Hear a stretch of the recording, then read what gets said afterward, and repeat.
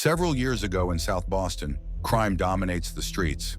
Frank Costello, a powerful Irish-American crime boss, explains his belief in shaping the world to fit his needs and taking whatever he desires. At a local diner, Frank stops by to collect payment and meets Colin Sullivan, a teenage boy of Irish descent being raised by his grandmother.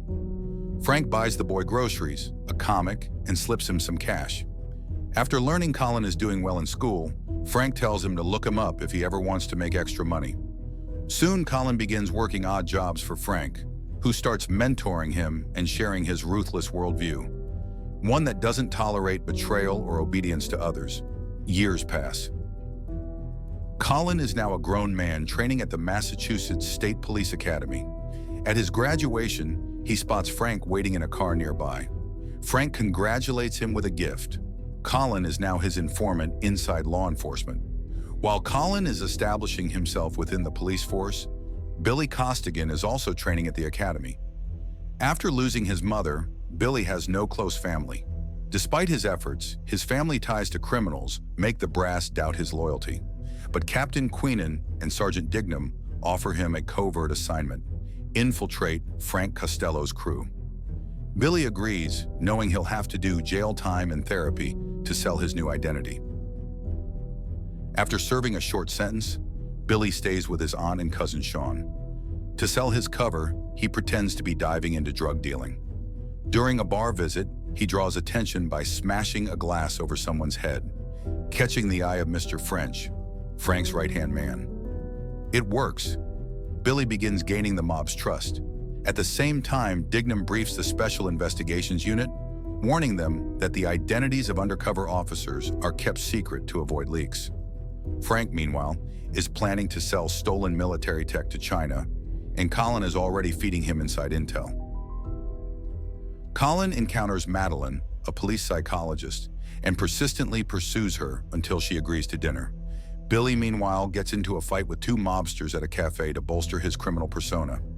Later, Frank finally approaches Billy and, testing him, puts him through a painful interrogation to make sure he's not a cop. Billy doesn't break. Frank gives him money and instructions to cut ties with his cousin. Meanwhile, the police investigate the murders of two Providence gangsters.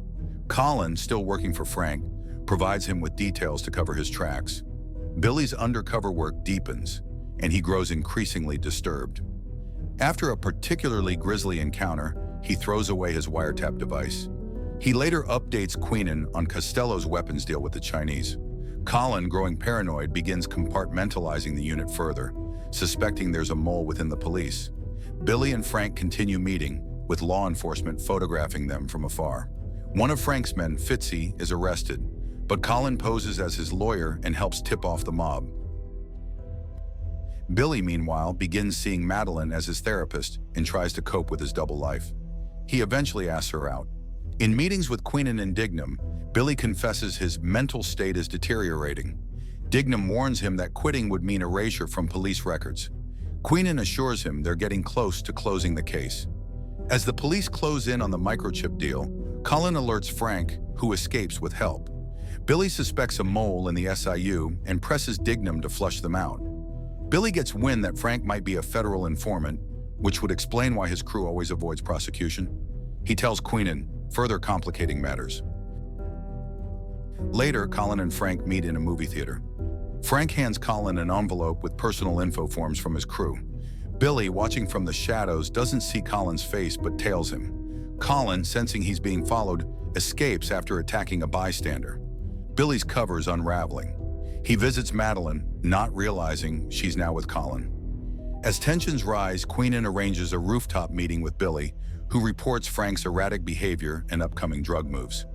Before they can leave, Frank's crew shows up. Queenan tells Billy to escape, then sacrifices himself. Billy watches in horror as Queenan's body lands on the pavement. A shootout erupts, leading to Delahunt's fatal injury. Before dying, Delahunt implies he knew Billy's true identity, but never exposed him. Back at HQ, Colin frames Queenan as having been killed by his own informant. Dignam punches Colin during an argument and eventually resigns after being asked to take leave. Billy, shaken, realizes Delahunt was another undercover cop. He tries to reconnect with Madeline, but she says she can't help him anymore. Their brief relationship ends. Colin later dials Queenan's last called number and reaches Billy, who remains silent before hanging up. Colin reads Queenan's notebook and discovers Frank was secretly working with the FBI, something he hadn't known. Colin tips off the police about Frank's location, while also warning Frank about being followed. At the warehouse, the sting operation fails again. Billy hides while the rest of the crew is wiped out in a gunfight. Wounded, Frank confronts Colin. When questioned about being a federal informant, Frank denies knowing Colin's identity has been compromised. When Frank pulls a gun, Colin shoots him dead.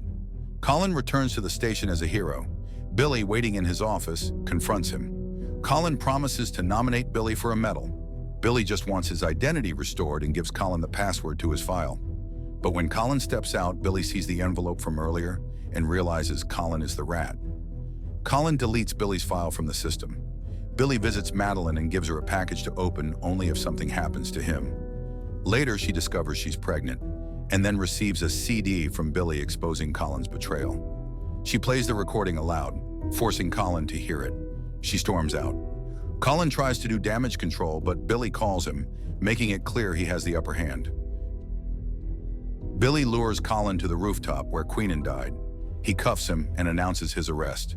Colin tries to manipulate the situation but fails. Trooper Brown shows up with a gun, but Billy explains he called him for backup. Colin argues, but Billy remains firm. Trooper Brown, unsure who to trust, hesitates. The standoff is tense. Just as Billy leads Colin toward the elevator, another trooper, Berrigan, suddenly appears and shoots Billy in the head, killing him instantly. Colin is stunned. Berrigan tells him he was also working for Frank Costello, and that Billy was never going to make it out alive. Before Berrigan can explain further, Colin shoots him dead.